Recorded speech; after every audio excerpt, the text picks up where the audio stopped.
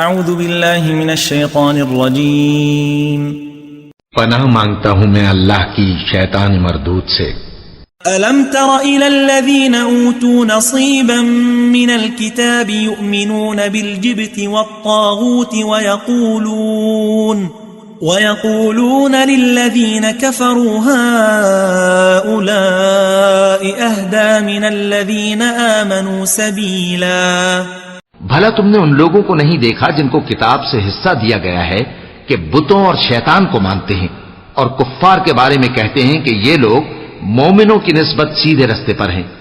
اولئک الذین لعنهم اللہ ومن یلعن اللہ فلن تجد له نصیرا۔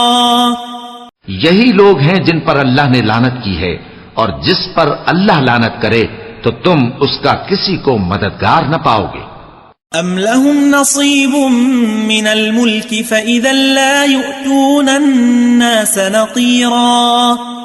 کیا ان کے پاس بادشاہی کا کچھ حصہ ہے؟ اس صورت میں تو یہ لوگوں کو تل برابر بھی نہ دیں گے۔ ام يحسدون الناس على ما آتاهم الله من فضله فقد آتينا آل إبراهيم الكتاب والحكمة وآتيناهم ملكا عظيما۔ یا جو اللہ نے لوگوں کو اپنے فضل سے دے رکھا ہے اس کا حسد کرتے ہیں، تو ہم نے خاندان ابراہیم کو کتاب اور دانائی عطا فرمائی تھی اور سلطنت عظیم بھی بخشی تھی۔ فمنهم من آمن به ومنهم من صد عنه وَكَفَى بِجَهَنَّمَ سَعِيرًا۔ پھر لوگوں میں سے کسی نے تو اس کتاب کو مانا اور کوئی اس سے رکا رہا، تو ان نہ ماننے والوں کے لیے دوزخ کی جلتی ہوئی آگ کافی ہے۔ إِنَّ الَّذِينَ كَفَرُوا بِآيَاتِنَا سَوْفَ نُصْلِيهِمْ نَارًا كُلَّمَا نَضِجَتْ جُلُودُهُمْ بدلناهم جلودا غيرها ليذوقوا العذاب ان اللہ كان عزیزا حکیما۔ جن لوگوں نے ہماری آیتوں سے کفر کیا ان کو ہم عنقریب آگ میں داخل کریں گے، جب کبھی ان کی کھالیں گل جائیں گی تو ہم ان کو اور کھالیں بدل کر دیں گے تاکہ ہمیشہ عذاب کا مزہ چکھتے رہیں۔ بے شک اللہ غالب ہے، حکمت والا ہے۔